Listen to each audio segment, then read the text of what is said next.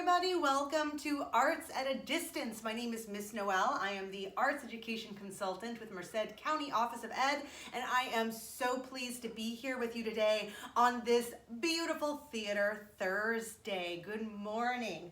So during theater classes and lessons, we do focus on acting, but as we have seen in kind of some previous videos, we also focus on some of the process as well. And one of the things I like to do is combine those things. I find that it's helpful for young actors especially to work kind of from the bottom up, and when they create a character, to do so by building with kind of disparate blocks, if you will, because it stretches your limits and it helps you to kind of get out of your head and your comfort zone. So what we're going to be doing today is we're going to be creating some characters, and we're going to be specifically creating a little booklet that allows us to do so randomly. Okay? This is a really weird, interesting little exercise. What you need for it is you need some kind of writing utensil. I'm not going to use something really light like a pencil or a fine-tipped pen because I want you guys to be able to see it if I turn it around. So I'm going to use a nice thick kind of metallic Sharpie. If you guys have a pencil, a pen, a crayon, a marker, anything, please grab it now. As well as you're going to see me using a notebook.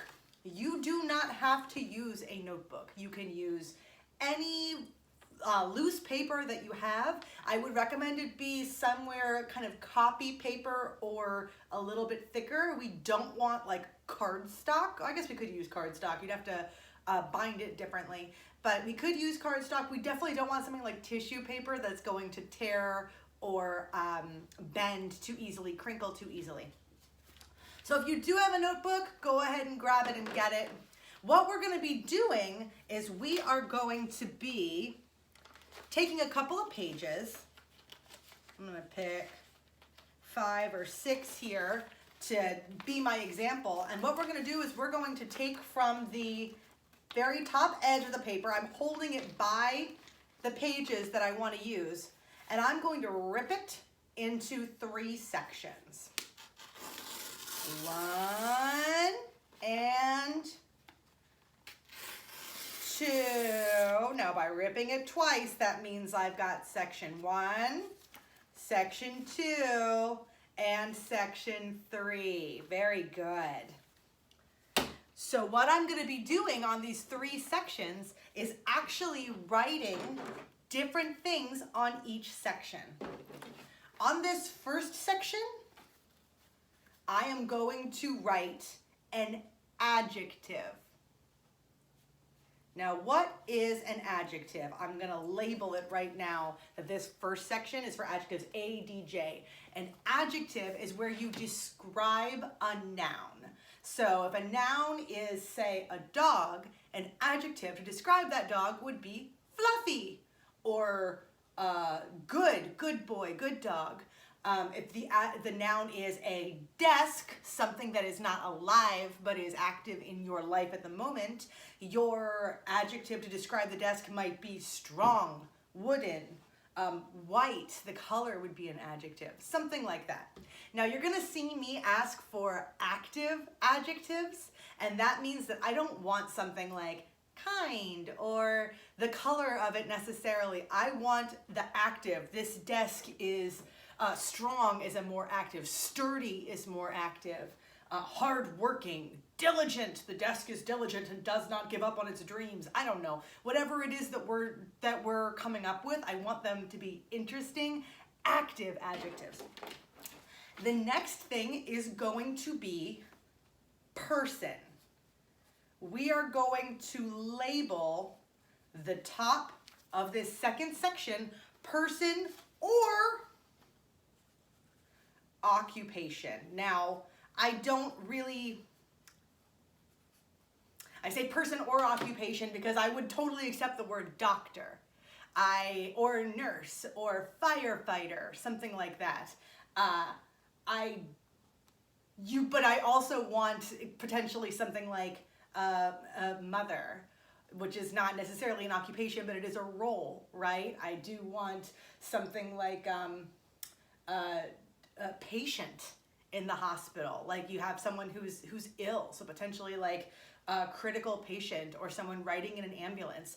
That would be something that we would also put in this category that doesn't necessarily have to do with occupation, but occupation can be part of it.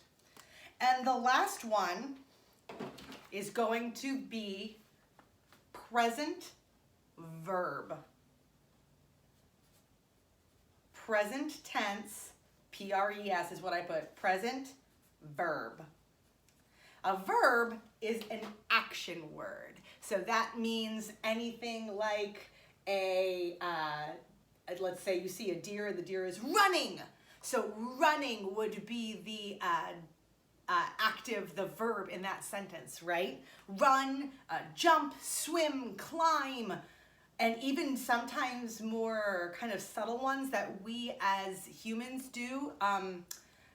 When someone shrugs you off or brushes you off, when someone scolds you, when someone yells at you, those are verbs. Just the same as when someone hugs you or when someone lifts you up and encourages you.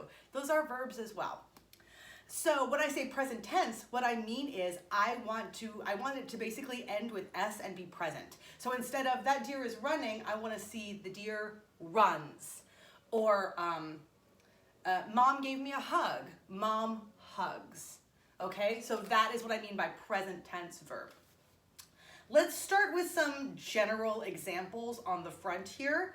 An adjective might be, let's think of an adjective.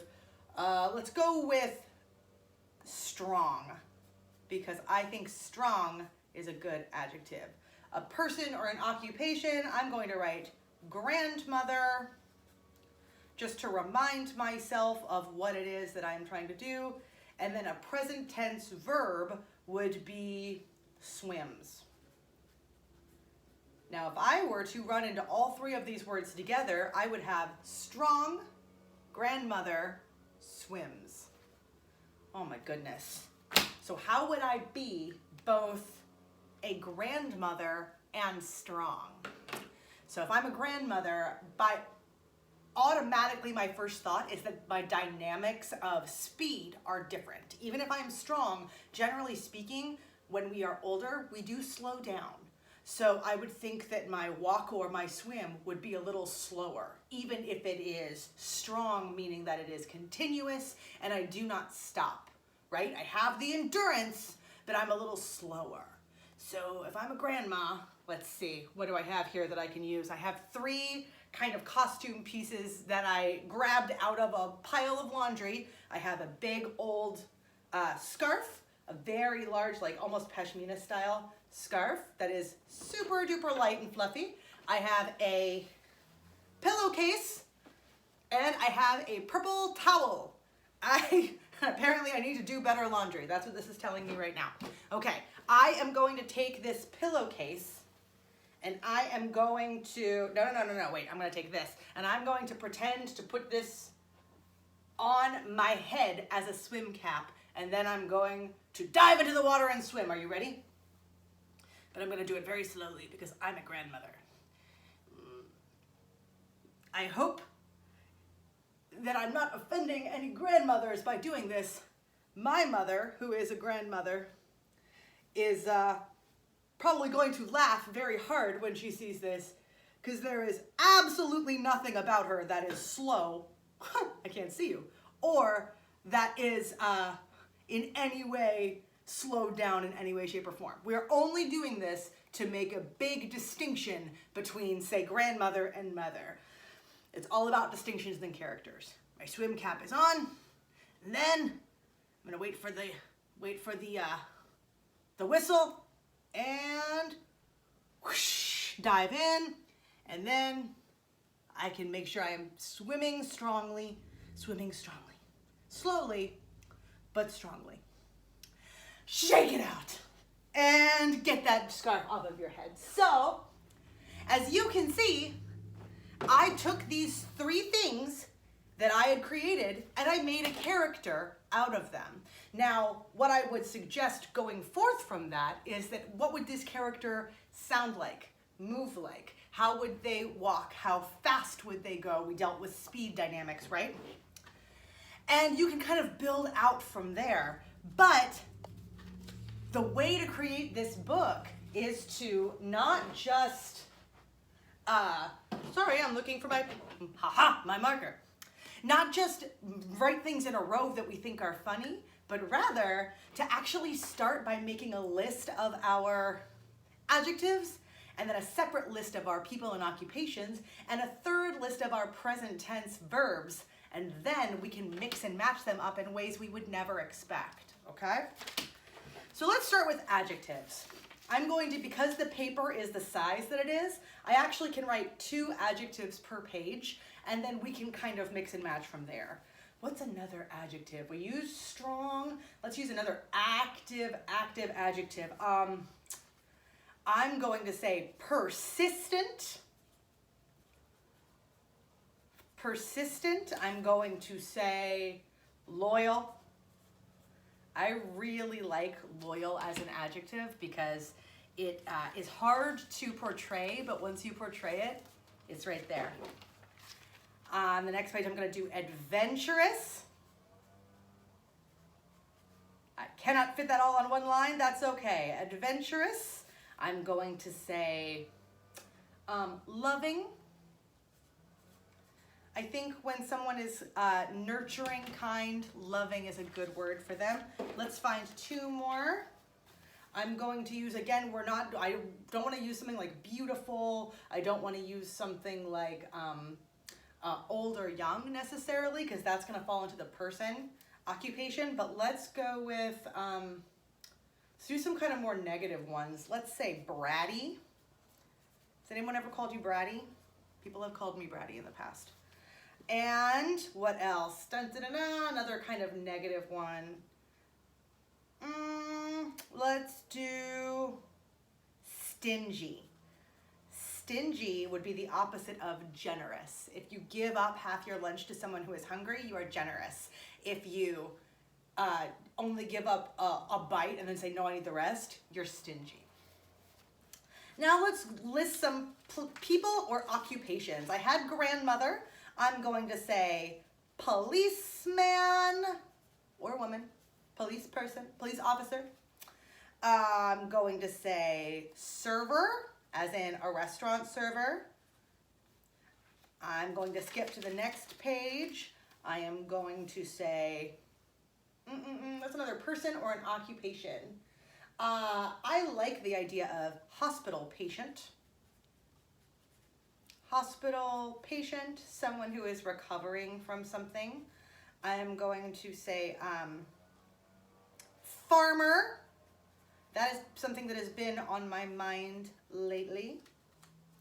And let's do 2 more.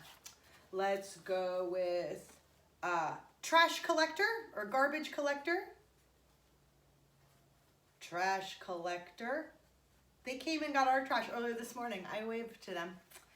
And what is our last one? Let's go with, mail carrier. Perfect.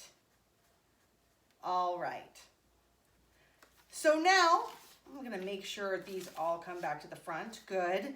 So now we've got, if we include strong and grandmother, we've got 7 of each. And now we're gonna go to our present tense verbs. When we go to our present tense verbs, let's come up with 2 right now. We had swims, now we're going to say charms, as in speaks to someone in a charming manner. Charms, I'm going to say argues. Kind of the opposite of charms almost. Let's go with hugs. And let's go with pushes. That is not the same as hugs. Let's find 2 more. Runs. And what's one more? Jumps rope. Well, I think we all could use a little bit more jump rope in our lives. So now that you've created this, what you can do is mix and match, and as long as you have 1 adjective, 1 person, and 1 present verb, I encourage you to look at the combination and tell me or show me how it is that you would create that character physically. I am going to go with a stingy server pushes. That's going to be my first challenge. I'm going to go do it right now. This has been Theater Thursday for Arts at a Distance. Thank you so much for joining me. I hope this is helpful to you. Do 3 things for me. Are you ready? Stay safe, be happy, and make art. Bye, everybody.